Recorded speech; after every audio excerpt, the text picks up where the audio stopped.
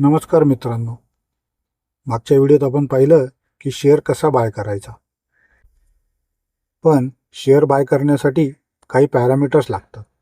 ते आपण आजच्या व्हिडिओत बघणार आहोत. शेअर बाय करणे हा जुगार नाही, तर तो एक अभ्यास आहे.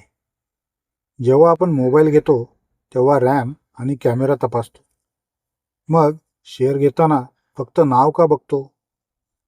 आज आपण अशा काही गोष्टी पाहणार आहोत ज्या पाहिल्याशिवाय कधीही बाय बटन दाबायचं नाही. मार्केट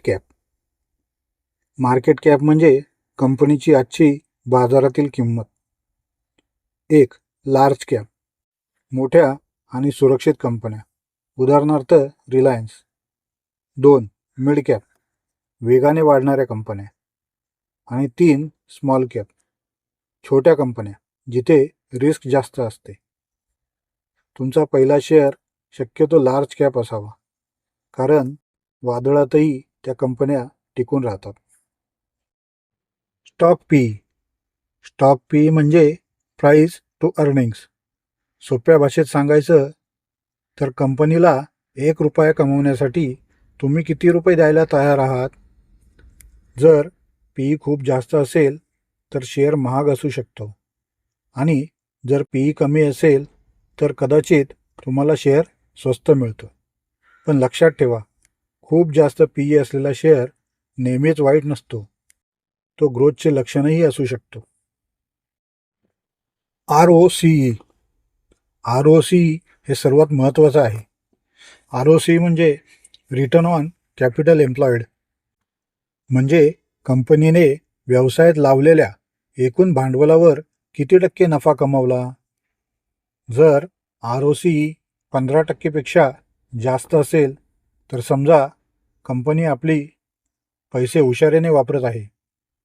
जितका जास्त ROCE तितकी कंपनी स्ट्रॉंग. ROE म्हणजे काय, तर रिटर्न ऑन इक्विटी, म्हणजेच कंपनीत गुंतवणूकदारांनी लावलेला पैसा.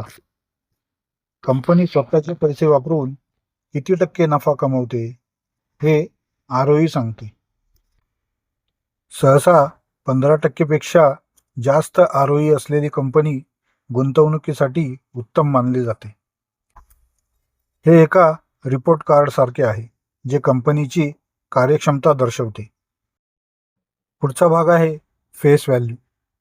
फेस व्हॅल्यू ही कंपनीच्या शेअर्सची मूळ किंमत असते. तुम्ही अनेकदा ऐकलं असेल की शेअर स्प्लिट झाला. जेव्हा शेअरचा भाव खूप वाढतो तेव्हा फेस व्हॅल्यू कमी होऊन शेअरचे तुकडे केले जातात, जेणेकरून सामान्य लोकांना तो विकत घेता येईल. याचा तुमच्या गुंतवणुकीच्या मूल्यावर परिणाम होत नाही, फक्त शेअरची संख्या वाढते. प्रोज आणि कॉन्स. प्रत्येक कंपनीत काही चांगल्या गोष्टी आणि काही त्रुटी असतात. प्रोज, जसे की कंपनी कर्जमुक्त आहे का, नफा वाढतोय का. आणि कॉन्स, कंपनीच्या प्रमोटर्सनी शेअर गहाण ठेवलेत का. नेहमी प्रोज जास्त असलेलीच कंपनी निवडा. थोडक्यात सांगायचं तर शेअर घेण्यापूर्वी मार्केट कॅप बघा, पीईने किंमत तपासा, ROCEने कंपनीची ताकद ओळखा, फेस व्हॅल्यू समजून घ्या आणि प्रो कॉन्सचा ताळेबंद मांडा. हे फिल्टर्स तुम्हाला चुकीचा शेअर घेण्यापासून वाचवतील. हा पहिला भाग होता. पुढच्या भागामध्ये अजून अशीच काही महत्त्वाची फिल्टर्स आपण पाहणार आहोत. तुम्हाला कोणत्या कंपनीचे पॅरामीटर्स चेक करायला आवडतील, कमेंट्समध्ये नक्की सांगा. अशाच सखोल माहितीसाठी श्रीमंतीच्या कोड चॅनलला आत्ताच लाईक, सबस्क्राईब आणि शेअर करा. धन्यवाद.